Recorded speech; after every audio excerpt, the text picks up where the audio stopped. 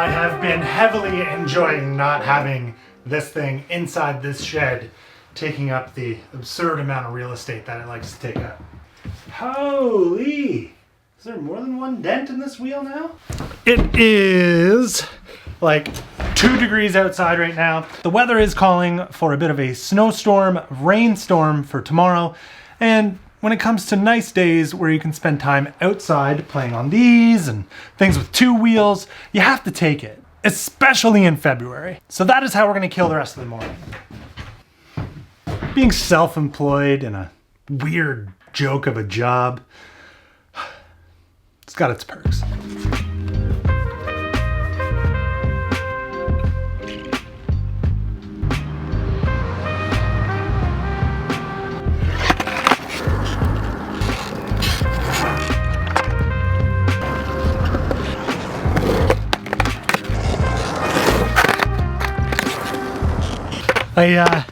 I started playing around in the bowl, realizing that I'm not nearly warmed up enough for this.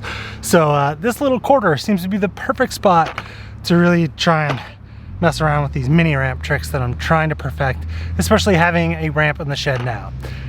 The two do not relate to one another. The ramp shed is too small, too easy to do everything on. This is a lot harder. I mean, like physically harder, but also skillfully harder. You wanna know what the scariest thing to try on a skateboard in the world is? Literally just rolling into a quarter pipe. It's terrifying. No.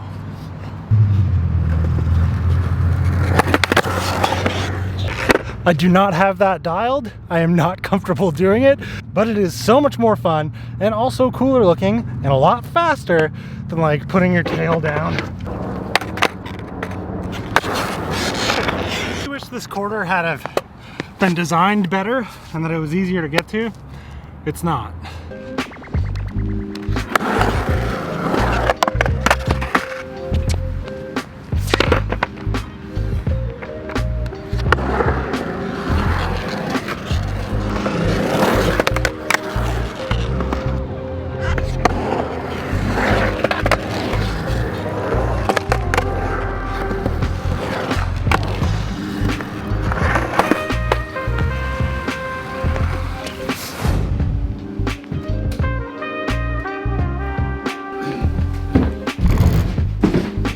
Okay, my friends, please allow me this opportunity to introduce to you the newest and first project taken in place of the reorganized yet aptly named Micro Warehouse version 0.001, Micro Warehouse for short.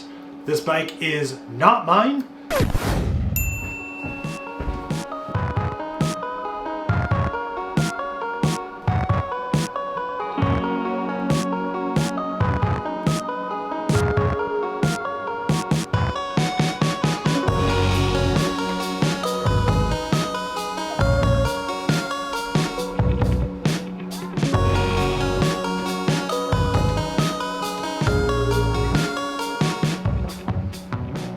All right, I can hear, ooh, what is that?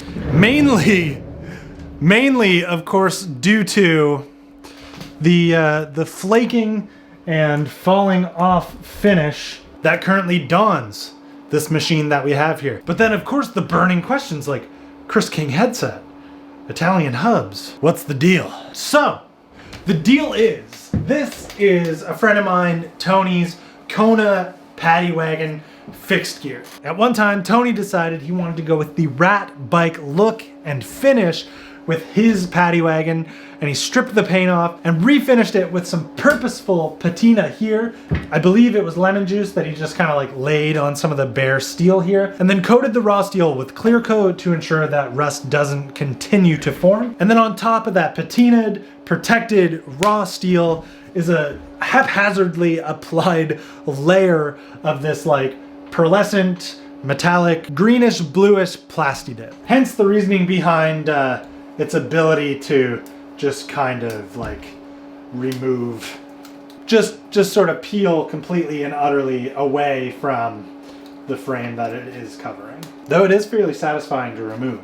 You know when you take that like protective layer off a new iPhone or like a laptop or something. It's my 30-second favorite thing to do. It's a lot like that. So the idea originally was to create a bit of a sleeper. A bike that was equipped with good parts, but when it was locked up outside, it didn't look like anything desirable. Nothing that like someone might want to steal or like really be involved with at all. And as these layers of Plastidip have sort of eroded and peeled away more and more, I'm gonna say mission accomplished. Now, after a little while of riding it this way, Tony decided that he was kind of sick of this look, and he asked me if I had any interest in taking on a project of repainting and trying to resurrect some of the look of this thing. To which I did promptly reply, yes. Yes, I do want to do that.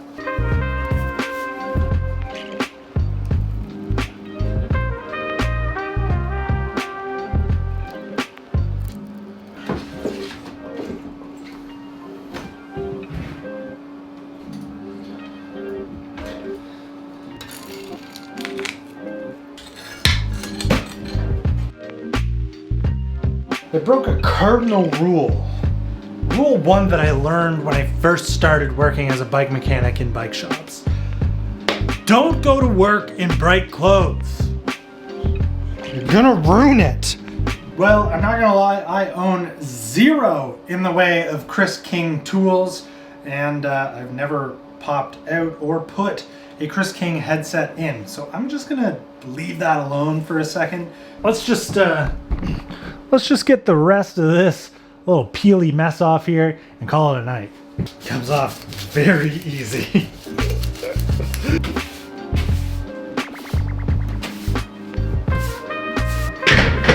All right. Well, I'll be completely honest here. I did not expect to be able to get all of that Plastidip off without any sort of like maybe power tools or some chemicals, but nope. It all just kind of like peeled off without a whole lot of effort. I really did not think that this thing was going to be stripped down and then stripped down tonight. My actual initial intention by coming in here was just kind of to like introduce what this project was going to be, not necessarily like start it and almost get it to the point where it's like, you know, with a good day's effort, we could probably lay some etching primer on this thing. If only I did my university assignments this way. Now I know exactly what you're gonna ask. Ooh, what kind of Spray.Bike paint are you gonna use? I'm not using Spray.Bike on this. 2 reasons, because I wanna start it sooner than later, and I understand there is a Canadian distributor now for Spray.Bike. But 2, if I'm honest, this is gonna be like a fairly probably unpopular opinion. I'm typically like a little bit disappointed in the finish of most like Spray.Bike projects. They always seem to come out a little bit orange peely. No doubt all the like wild designs, everything that everybody does with it, like just that is talent and good workmanship on its own.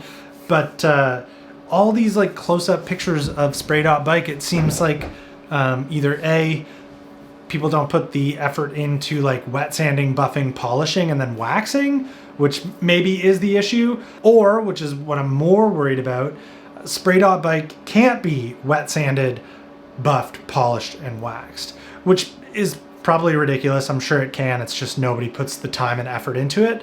But I don't want to be the guinea pig, not on a bike that's not mine. This isn't going to be like a matte finished build. It's going to be like shiny, like you would want your car to be. If anybody has any like examples of bikes or any product painted with Spray.Bike that has come out like total reflective glass, please forward that to me so that I can be proven wrong. I have a feeling it can be done. Maybe just people aren't putting in the effort that they should be when they're going for a glossy finish on the bike they just painted. Don't forget to do the extra work. Okay, I promised myself that at the end of every project night that I would spend another 10 minutes just to make sure that everything is clean, organized, and ready to go for the next day. So that's how I'm gonna finish my night. How are you gonna finish yours?